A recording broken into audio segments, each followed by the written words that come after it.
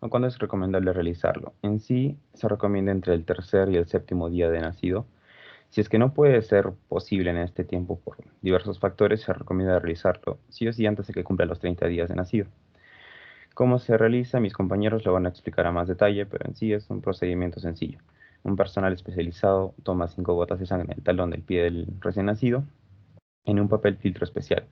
Este es enviado a un laboratorio para el estudio de enfermedades genéticas y metabólicas, donde a través de diversas pruebas bioquímicas y moleculares se realiza un análisis de los metabolitos indicadores de alteraciones en la sangre del bebé. Incluso hay programas en ciertos países que incluyen desde la toma de muestra hasta el seguimiento y la atención especializada del recién nacido en caso se llegue a detectar un error metabólico. ¿Qué enfermedades son las que detecta las pruebas de tamizaje neonatal básico? En sí, algunas varían dependiendo de los programas, pero lo que generalmente se detecta es hipotiroidismo congénito con revisión de TSH y T4, fibrosis quística, hiperplasia adrenal congénita, galactosemia con la galactosa total y fenilcetonuria. Ahora, si es que el recién nacido llegase a tener un resultado positivo, el pediatra a cargo o el personal de salud a cargo debe contactarse con las madres o con los tutores para poder brindarle el seguimiento, una atención médica oportuna y así evitar daños a largo plazo que pueda tener este padecimiento en el recién nacido y poder darle una vida libre y libre de cualquier alteración. Por esto, el tamizaje neonatal puede salvar la vida del recién nacido. El niño no está seguro hasta tamizarlo. Es por esto que practicarlo es, en primera instancia, una obligación de las instituciones médicas y, en segunda, responsabilidad de todo padre que se preocupe por el bienestar de su hijo. Hablando un poco sobre la historia en el mundo del tamizaje neonatal, este empezó aproximadamente en 1902 con ideas que propuso Garrol este, para identificar errores en el metabolismo en recién nacidos. Este identificó la posibilidad de la herencia en los errores innatos del metabolismo y la primera enfermedad que se describió fue en 1924 en Noruega por Ivan Strömfolling, quien estudió el ácido fenilpirúvico en 400 niños, en la orina de 400 niños en Oslo, los cuales tenían retraso mental. Aquí se llamó oligofrenia fenilpirúvica o enfermedad de Folling o fenilcetonuria. Posterior a esto, en 1951, el médico Luis E. Wolf mencionó la reducción de la fenilalanina en la ingesta como un posible tratamiento y también incrementar la velocidad de la expresión de la fenilalanina. En 1961, en Estados Unidos, el médico R. Guthrie desarrolló la primera prueba de tamizaje mediante la obtención de gotas de sangre en el papel filtro para el diagnóstico de fenilcetonuria. Y posterior a esto se empezaron a desarrollar pruebas bajo el mismo mecanismo y así identificar otros errores innatos del metabolismo. En 1963 se implementó la primera prueba neonatal, la primera prueba de tamizaje neonatal en los Estados Unidos. Programa. El, en sí, la primera prueba de tamizaje a forma de programa. Luego, en 1963, Gutiérrez y Susi reportaron resultados del diagnóstico de errores congénitos en el metabolismo en la etapa perinatal con el uso de un método rápido que aquí se podría utilizar como una prueba de escrutinio. Y justo por esto ya se tomó interés en la implementación de las pruebas, en la implementación de las pruebas de tamizaje neonatal. Luego, en 1973 se creó el primer programa de tamizaje para el hipotiroidismo congénito, donde Canadá fue el primer país en implementarlo y después le siguió a Estados Unidos en el 75. México, por otro lado, el tamizaje neonatal para las enfermedades metabólicas se realizó por primera vez en 1973. De forma inicial estaba dirigido para la detección neonatal de la fenilcetonuria, de galactosemia, de la enfermedad de orina de jarabe de Maple, de la homocistinuria y de la tirosinemia. Pero fue cancelado en el 77 por más que haya tenido factibilidad y fue demostrada. Y aparte de eso, también tuvo resultado el descubrimiento y tratamiento oportuno de varios niños con estas enfermedades. Posterior a esto, en el 86 se establece un nuevo programa y este iba dirigido a la detección de hipotiroidismo congénito y fenilcetonuria. Después, en 1988, la Secretaría de Salud emitió una norma técnica para establecer la prevención del retardo mental causado por hipotiroidismo congénito a través de la realización de los exámenes de tamizaje a todos los recién nacidos, y así ha quedado incorporada de forma obligatoria, con un carácter de obligatoriedad en la norma oficial mexicana de 95. Ahora, de forma actual, Japón, Alemania, Costa Rica son los países que manejan los programas de tamizaje más completos en el mundo. En Latinoamérica, Costa Rica, Brasil, Cuba, Chile y Uruguay cuentan con programas nacionales. Y México, Argentina, Venezuela, Panamá, Ecuador y Colombia los han implementado, pero de una forma parcial.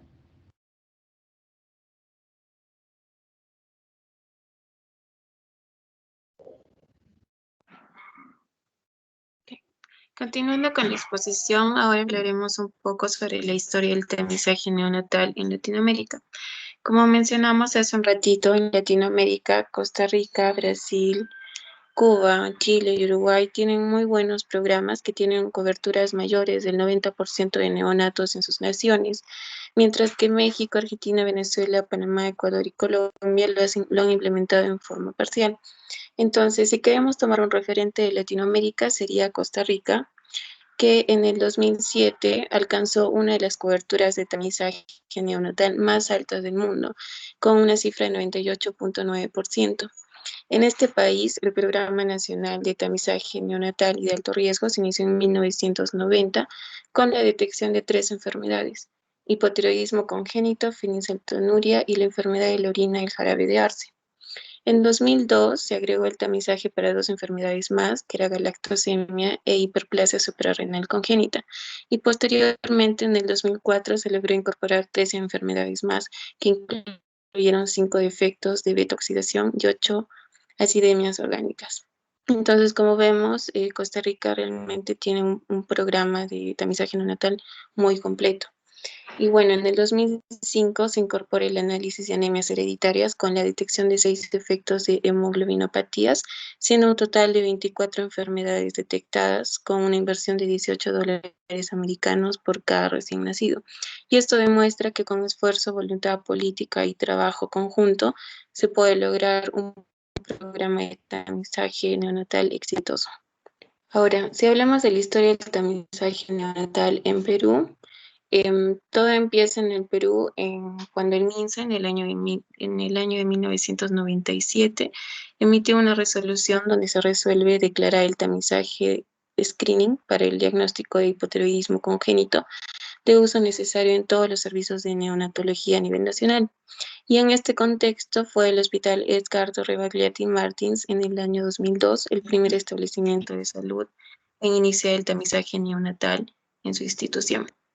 Al año siguiente, en octubre del 2003, el Instituto Nacional Materno Perinatal, perteneciente al MINSA, crea su programa de tamizaje neonatal, el que se inició en la institución como un plan piloto, con la detección de hipotiroidismo congénito, hiperplasia suprarrenal, fenilcetonuria y galactosemia, llegando a tomarse 2.290 muestras en ese año, de las cuales se encontró un caso positivo. Entonces, pasando los años, fue mejorando y alcanzando en el 2007 una cobertura del 96.3%. Y si juntamos los registros de sus primeros 4 años, es decir, desde el 2003 al 2007, se tamizaron más de 61.000 recién nacidos, detectándose solo en ese periodo de años 33 casos de hipotiroidismo congénito y 3 casos de hiperplasia suprarrenal congénita confirmados, los cuales obviamente recibieron tratamiento y seguimiento multidisciplinario. Posteriormente, bueno, en el medio de este periodo, en el 2006, se aprueba la norma de atención integral del niño y la niña. Allí se señala que el tamizaje de TSH se realiza al 100% de recién nacidos al momento del alta o como máximo de las 60 horas de vida a través de una toma de muestra de sangre de talón y su correspondiente recolección en papel y el filtro, que ya aclararemos mejor luego. Y esta norma estableció la obligatoriedad de efectuar esta prueba en todos los establecimientos del país, lo que aún no se ha hecho efectivo al no contar el MINSA con los recursos de estructura necesarios para implementar esta estrategia. Entonces, al respecto, Se recomienda a nivel mundial establecer un centro de procesamiento de muestras por cada 100.000 recién nacidos debido a la complejidad de los equipos y la automatización de los mismos, lo que permite el desarrollo de muchas pruebas en tiempos cortos. Por ejemplo, un módulo automático puede procesar aproximadamente 100.000 muestras mensuales y de acuerdo a esto, en el MINSA a nivel nacional se debería contar con 4 o 5 centros de referencia nacional, los cuales deben recibir las muestras de sangre de talón remitidas de diferentes lugares del país en un sobre vía correo o courier para el procesamiento de tamiz correspondiente. Y bueno, una vez identificados los afectados por alguna de estas enfermedades, se debe proceder a su referencia al establecimiento que garantice el tratamiento y seguimiento en que cada caso medita. Es lo que aspiramos a conseguir. Y bueno, actualmente el Instituto Nacional Materno Perinatal atiende anualmente alrededor de 17.000 nacimientos a nivel nacional, siendo el centro de atención materno perinatal más grande del país y uno de los mayores de Latinoamérica. A esto se suma que desde el año 2006 ha sido categorizado como un establecimiento 3.2, siendo el de mayor complejidad médico-quirúrgico del sistema en este tema. Y es importante mencionar que en dicha institución cuentan con la participación coordinada de un equipo interdisciplinario. Como vemos acá en este gráfico, este equipo va a estar conformado por neonatólogo, endocrinólogo, genetista, cardiólogo o médico físico rehabilitador, enfermeras, tecnólogos de laboratorio, nutricionistas, asistencia social, psicólogo y personal administrativo, los que conforman un formidable equipo de trabajo que trabajan interdisciplinariamente hacen realidad el contar con un diagnóstico oportuno, un seguimiento adecuado e información, educación y consejería de los familiares, entre otras múltiples actividades. Entonces, como vemos, realmente es un tema bastante complejo que en Perú debe ir mejorando poco a poco.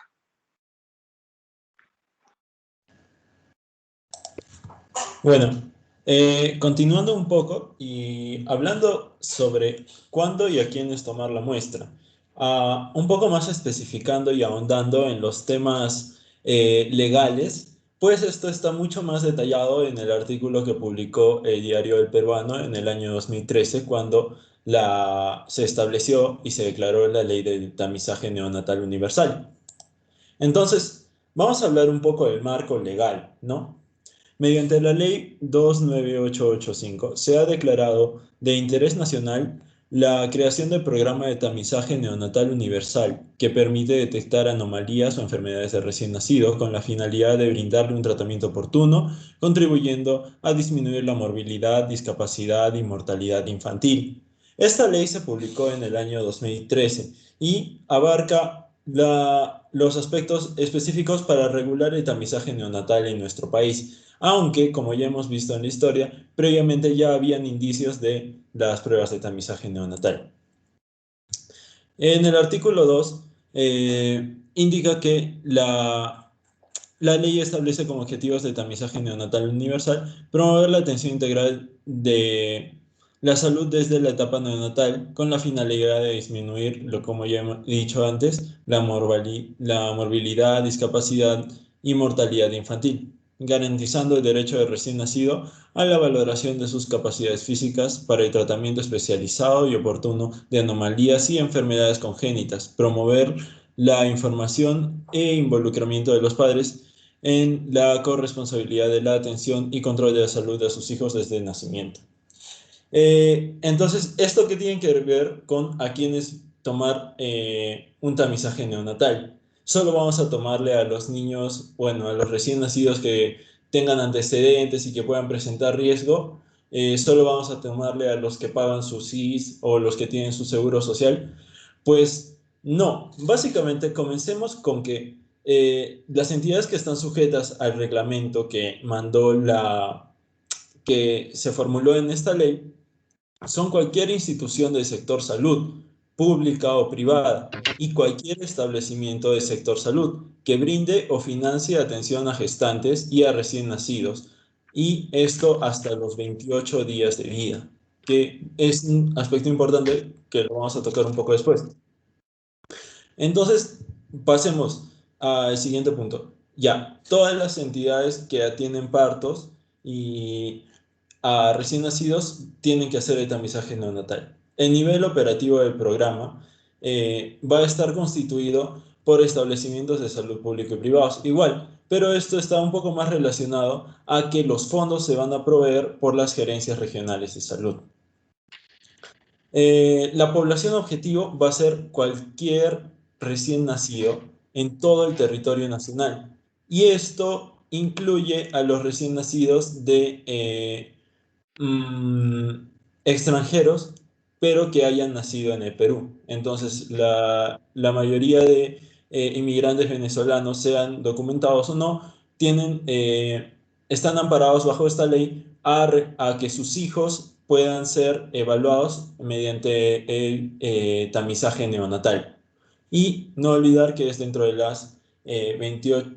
los primeros 28 días del nacimiento del niño. Sin embargo, hay recomendaciones de cuándo tomar la muestra y esto hay que tenerlo muy en cuenta. En niños prematuros se va a tomar a los 7 días de vida y a las 40 semanas de edad corregida, mientras que en los neonatos normales se toma desde las 48 horas de vida hasta los 7 días de vida. Entonces, ¿qué significa desde las 48 horas de vida? Porque generalmente a esas horas es cuando ya se le da de alta a los niños. Entonces, es el momento en el que se le va a tomar la muestra, ¿no? Para enviarla al laboratorio, como ya se mencionaba antes. Sin embargo, ¿qué pasa si una madre, si por alguna razón se sacó al niño y luego se olvidó y no se le tomó su muestra de tamizaje? ¿Significa que ya pasaron los 7 días y no le vamos a tomar? Pues en teoría, bajo la ley, el niño está amparado a que se le pueda tomar la muestra hasta los 28 días de vida en los establecimientos de salud que ya hemos mencionado previamente. Además, es posible hacer la toma de muestra a partir de las 24 horas de vida, siempre y cuando hablemos de un niño, un neonato normal, ¿no? Y que ya haya recibido la alimentación materna o artificial y por lo menos 5 comidas. Además, también se recomienda que la toma de muestra se realice 2 horas después de la última alimentación. Pasando con las instrucciones para tomar la muestra, estaría un poco más relacionada a las advertencias, porque como pueden ver en la imagen, la muestra es la conocida prueba de talón. Y como podemos ver, acá están los pasos en los que se sigue. Solo es una punzadita y se recolecta ¿cómo se dice esto? Una muestra de sangre. Entonces, las advertencias que nos brindan es que no se utilice ningún tipo de anticoagulante porque puede causar interferencias en el análisis. Tampoco se utilicen cremas en las manos ni en las manos de la persona que va a tomar la muestra, por si acaso. También se debe evitar el contacto con talco, guantes, pues esto se utiliza en un papel filtro, que los voy a mostrar un poco después. Y también se debe secar el papel filtro a una temperatura ambiente y en una posición horizontal, de preferencia sobre el soporte proporcionado por el laboratorio. Tampoco se debe sobreponer las muestras que aún están húmedas. Por último, acá les muestro un mapa de decisiones en el cual podemos ver, a ver si se ve, ya sí se ve. Esta es la tarjeta de Gürtle, que es la tarjeta de tamizaje, ¿no? Entonces se va a tomar la muestra del talón, se van a capturar los datos, se va a procesar como ya lo mencionó mi compañera, y en base a los resultados ya vamos a tomar la acción para el tratamiento, ¿no? Esto también se ve un poco amparado por la ley porque en la misma promulgación de la ley establece que el tratamiento estaba muy ligado a la toma de tamizaje, que antes se les tomaba como separados, ¿no? Por último, quiero enfatizar en la responsabilidad que tiene el médico de la toma de tamizaje, pues el incumplimiento puede señalarse como actitud para ser tomadas acciones administrativas, civiles o penales. Así que es algo que no podemos tomar a la ligera.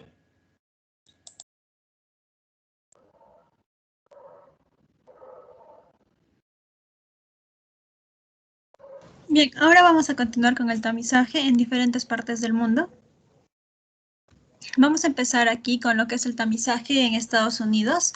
Vamos a ver que prácticamente todos los niños nacidos en Estados Unidos se les va a realizar una detección sistemática neonatal exigida por las leyes estatales. Entonces, los paneles de detección sistémica neonatales van a estar dirigidos por estas leyes y esto va a hacer que se reduzca el número de enfermedades que existan. Aquí vamos a ver dos. Va a ser la detección sistémica neonatal y la detección sistémica de audición para los recién nacidos. La primera vamos a ver que como ya explicaron mis compañeros, la enfermera extrae unas gotas y tiene que ser después de las 24 horas de vida. Entonces, estas pruebas van a variar de un estado a otro, pero por lo general cada estado tiene un comité de asesoramiento que analiza y determina las enfermedades que se evalúan según los casos clínicos y científicos actuales. Lo que más se usa la técnica es la espectrometría de masas de tándem. Es la metodología que se usa cada mes para la detección sistémica neonatal.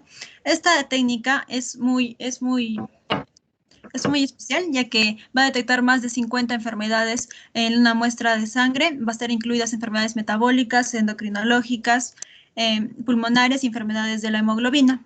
Luego tenemos lo que es la detección sistémica de la audición para los recién nacidos, que se realiza en los Estados Unidos.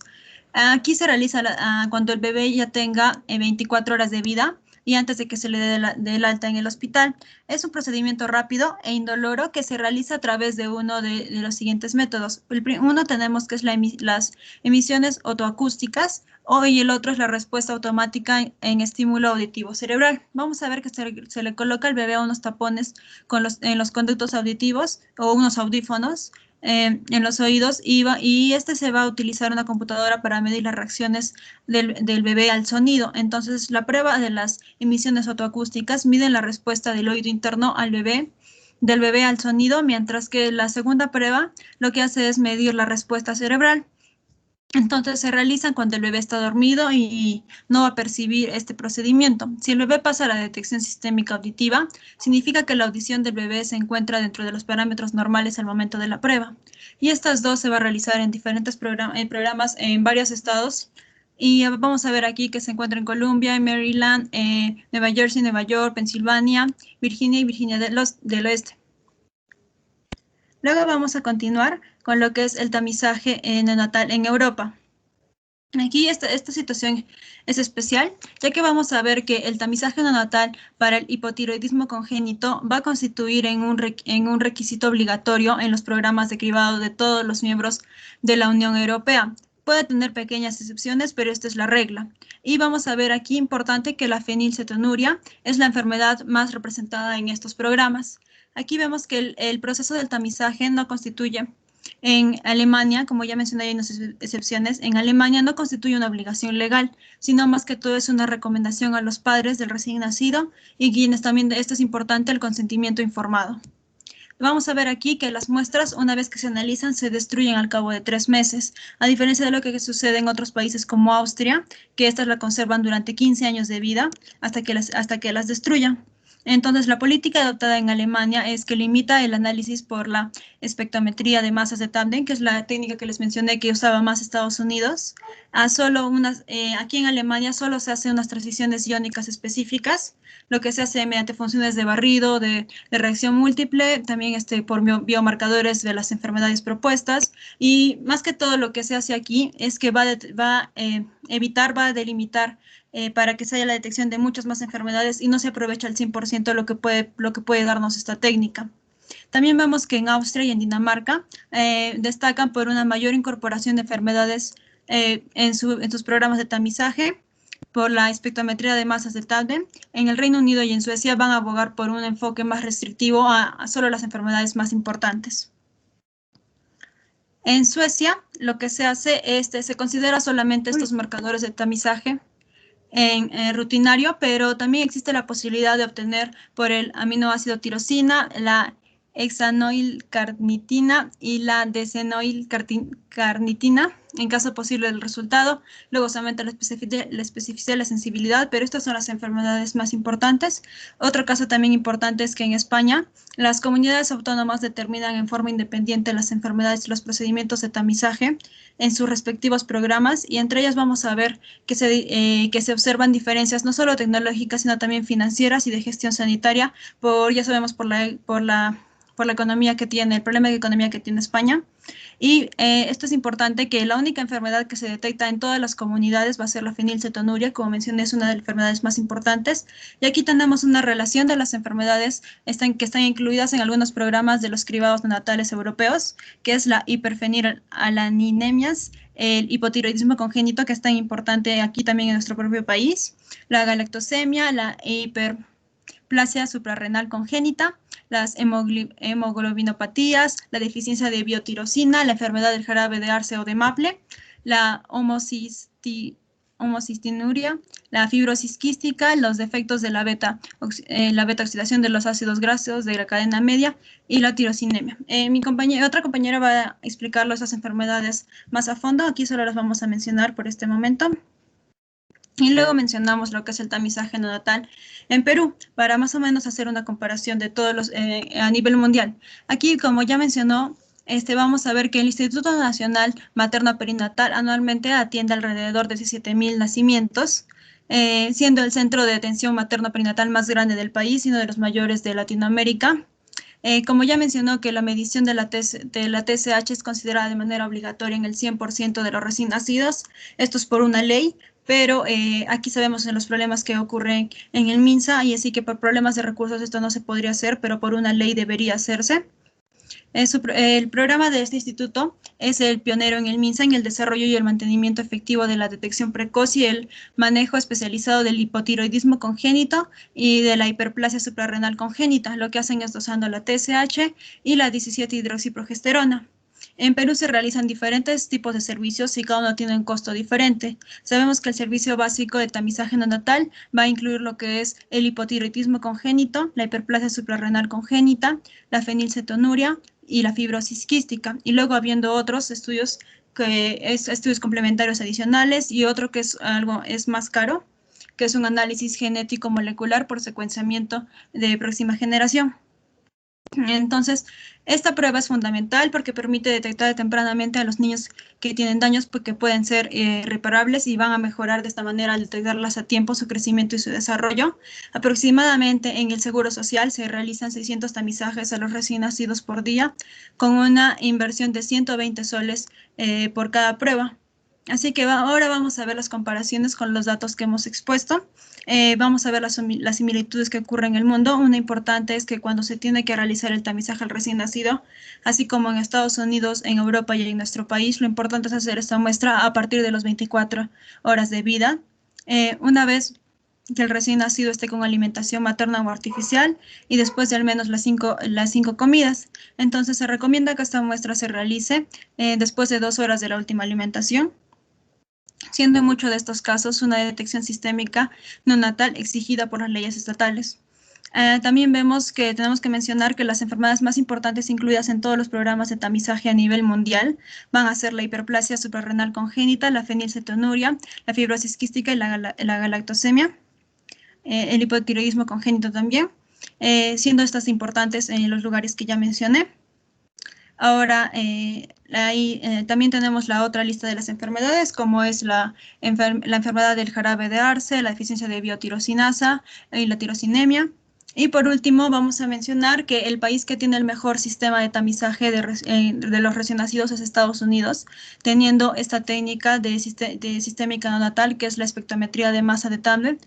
Ya les había explicado que aquí, si bien esta técnica también se aplica, por ejemplo, en Europa, lo que pasa es que no la explotan al 100%. Aquí en Estados Unidos, en este ejemplo, sí la usan.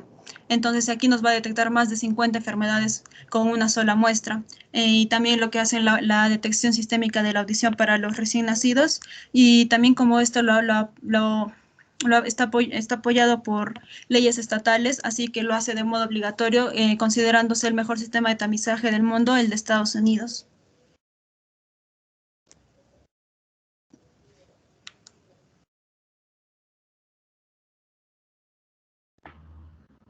Bueno, para continuar, voy a hablar de las enfermedades más importantes para las que se hace el tamizaje neonatal. Voy a empezar con lo que es la galactosemia. Vamos a ver que las personas que poseen galactosemia, los bebitos, son incapaces de descomponer completamente el azúcar simple en lo que es la galactosa.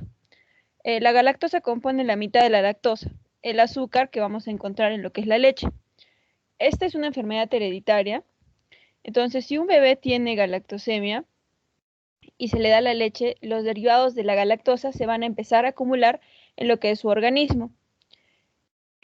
Estas sustancias van a empezar a dañar, como vemos en la imagen, los órganos que están señalados, ¿no? El hígado, el cerebro, los riñones, los ojos, causando lo que es eso, ¿no? Daño cerebral, cataratas, ictericia, que el hígado, pues hay una hepatomegalia y lesiones renales.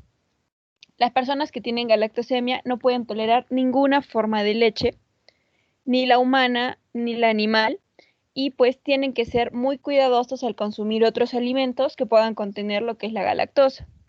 El tratamiento de la galactosa, vamos a ver, el tratamiento de la galactosemia se divide según el tipo de deficiencia enzimática.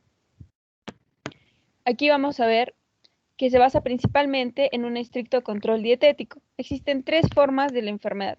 Primero, la deficiencia de galactosa 1, fosfatouridiltransferasa.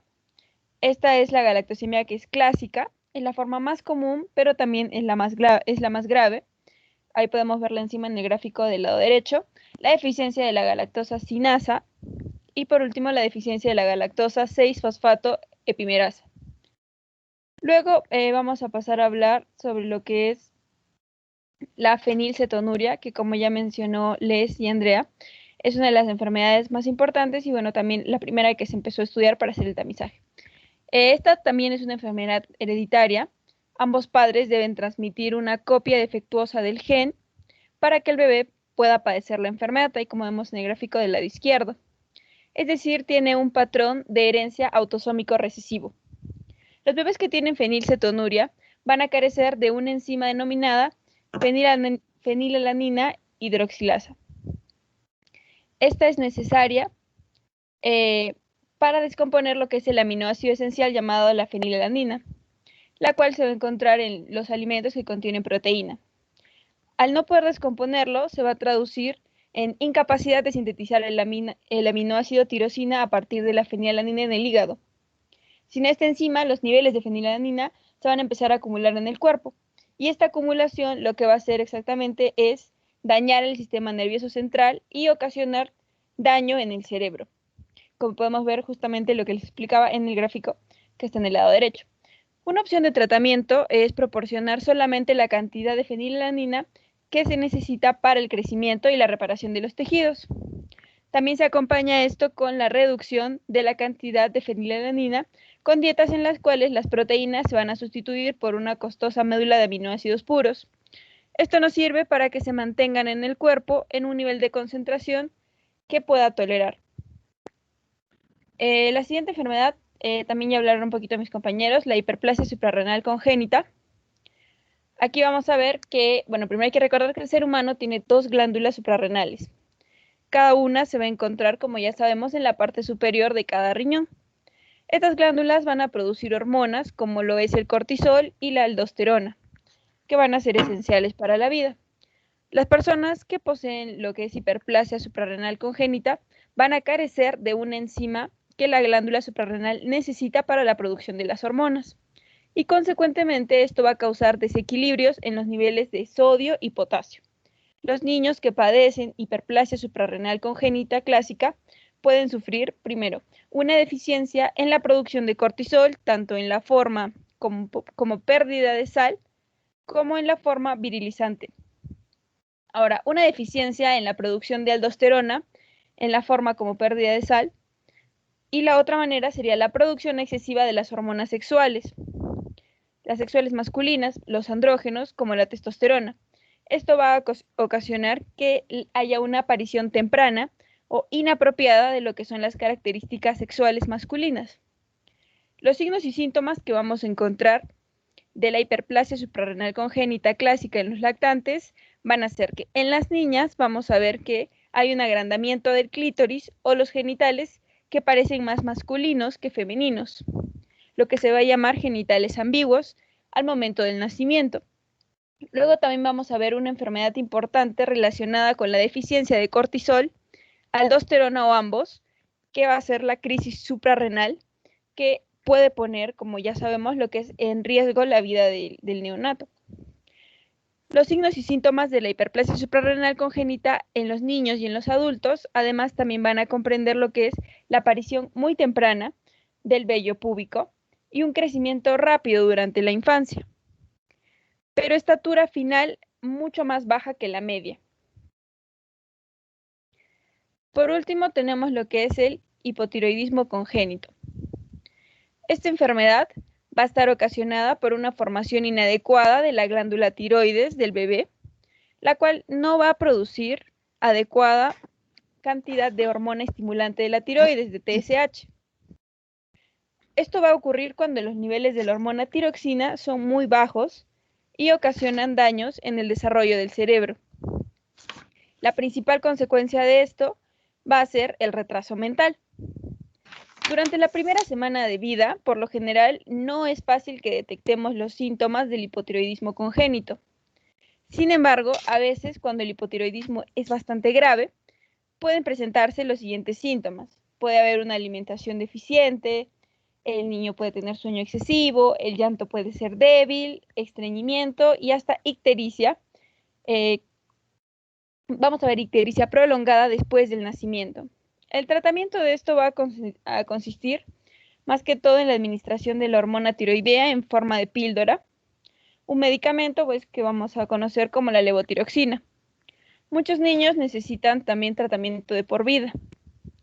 La levotiroxina se debe triturar y administrar una vez al día mezclada con un poquito de agua, leche maternizada o leche materna, utilizando un gotero o una jeringa. Ahí en la imagen podemos ver algunos de los síntomas que, como ya dije, no siempre vamos a tenerlo claro durante la primera semana de vida del lactante.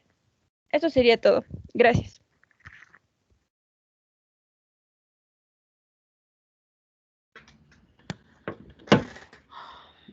¿Alguien quiere hacer alguna pregunta a los expositores, algún comentario?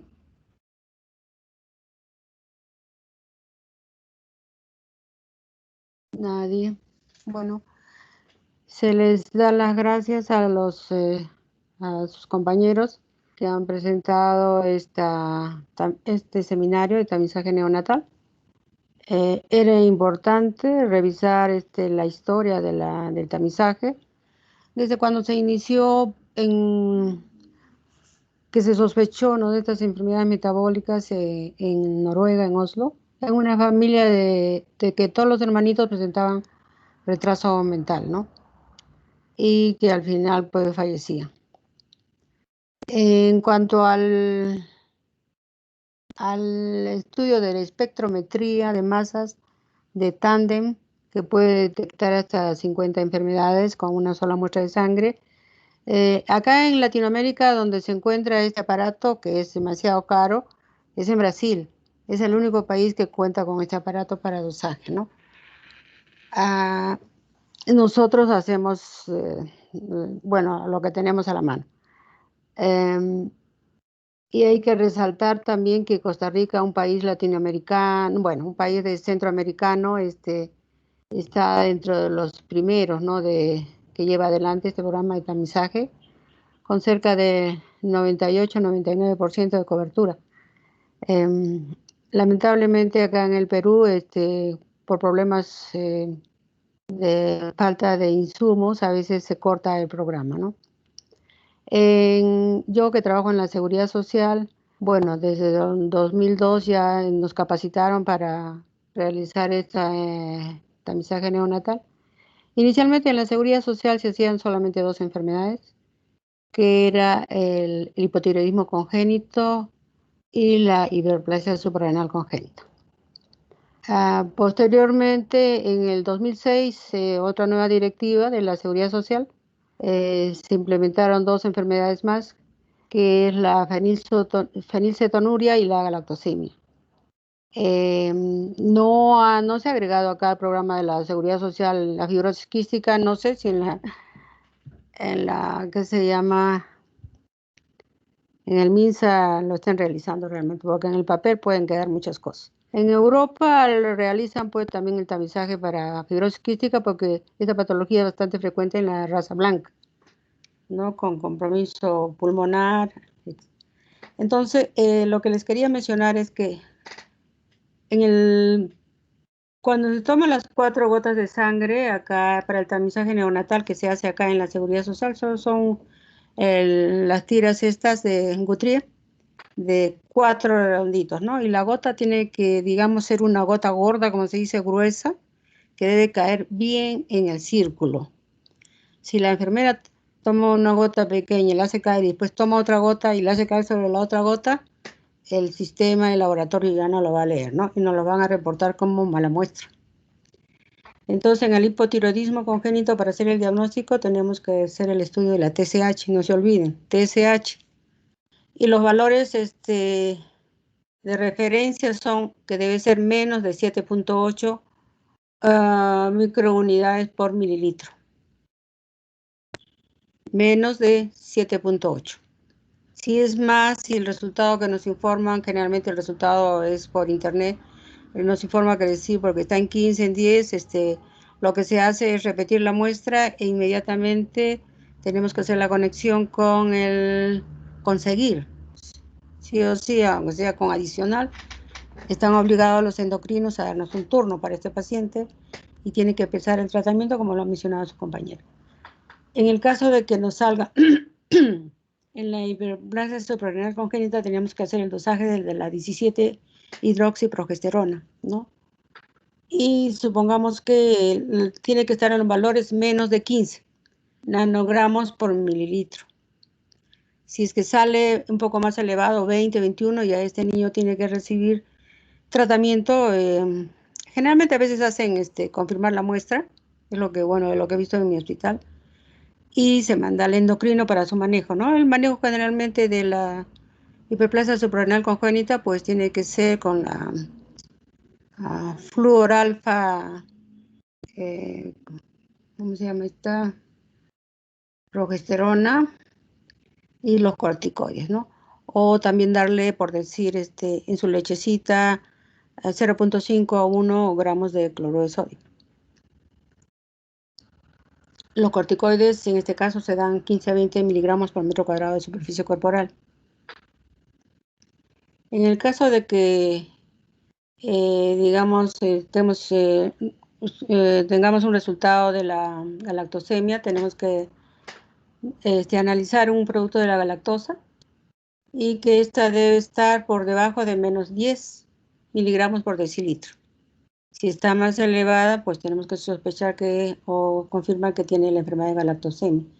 Igual en la fenilcetonuria, vamos a hacer la prueba de NeoFe, con la neofenilanalina, y los resultados tienen que ser menos de 2.5 miligramos por decilitro.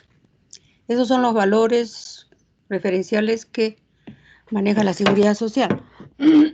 Ahora, me estaba comentando la jefa de enfermeras del servicio de neonatología, porque he estado consultando si había habido algún cambio en el tamizaje, que han tenido una reunión, dice, a nivel nacional en la Seguridad Social, por medio de una plataforma Meet, en donde se ha aprobado que a los niños, como se está dando altas precoces con esto de la pandemia, muchos niños, por decir, son derivados, por decir, de La Joya, o por decir de Ocoña, no sé, donde no hay hospitales. Entonces les dan altas precoces y antes la directiva era que tenía que cumplir 24 horas por lo menos para hacer el tamizaje. Entonces a veces estos niños nacen por decir a las 5 de la tarde y no han cumplido ni 24 horas y al otro día a las 11 de la mañana le están dando el alta.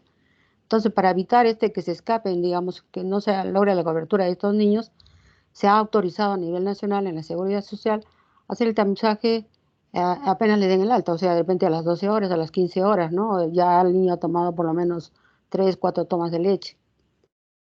Eso es para evitar que, digamos, estos niños no se logren, ¿no? Porque estos niños se van, por decir, a su pueblo y ya no van a regresar. Es diferente, por ejemplo, que este niño venga demoliendo de Camaná, bueno, pues ahí se atienden partos y lógicamente tiene que acudir ahí para que le hagan el tamizaje, porque no va a regresar, movilizarse hasta Arequipa otra vez para cumplir las 24 horas para hacer el tamizaje, ¿no? Otra cosita que les quería decir también es que en la norma que sacó el Ministerio de Salud, tanto la del 2000, de 1997, la última del 2019, refiere que este tamizaje universal, como lo ha dicho el compañerito, debe hacerse a todos los recién nacidos, en todos los lugares que se atienden partos, tanto públicos como privados. Pero se da el caso de que los niños que nacen acá en Arequipa, en las clínicas, no les hacen tamizaje. Y cuando recién se inició el tamizaje en la Seguridad Social, la norma que nos dieron era que solo tenía que hacerse a los niños nacidos en nuestro hospital. Entonces, después comenzaron a llegar los niños de las clínicas reclamando que les habían enterado del tamizaje y que les hagan, ¿no? Bueno, estos niños a veces llegan pues a la semana, a los 10 días, no llegan inmediatamente. Y bueno, se acordó hacerles también el tamizaje, ¿no? Para evitar problemas. De todo lo que yo he visto, como les digo, en el tamizaje y los resultados que nos llegan, lo más frecuente es el hipotiroidismo congénito y algunas veces hiperplasia suprarrenal congénita. Por ejemplo, acá me mandó hoy día una captura de pantalla la jefa de enfermeras de un pequeño y que ha salido positiva la prueba de la 17-hidroxiprogesterona con 21.9 y donde ustedes han visto que la normalidad es menos de 15, ¿no? Nanogramos por mililitro. Entonces este niño pues va a tener que pasar al endocrino. Las demás pruebas de hipoacusia, que también están en el MINSA, catarata, no se está haciendo. Lo que sí están haciendo es un tamizaje cardiológico, ¿no? Están tomando la presión preductal y postductal para detectar precozmente cardiopatías, ¿no? Y esos niños tienen que pasar posteriormente a cardiología para que hagan la ecocardio. Eso es todo lo que les puedo decir acerca del tamizaje, porque creo que tienen clases ahora.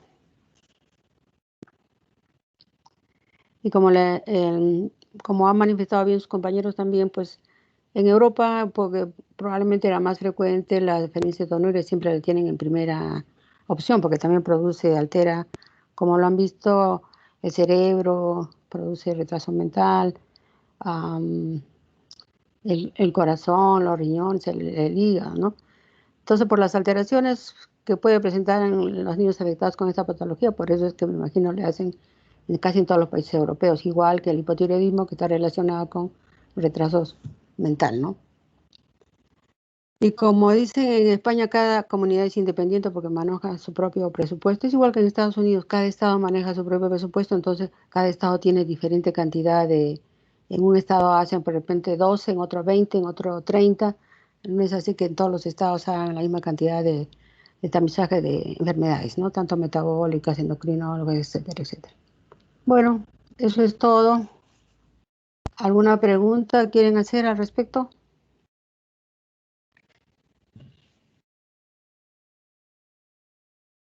Hola. Hola.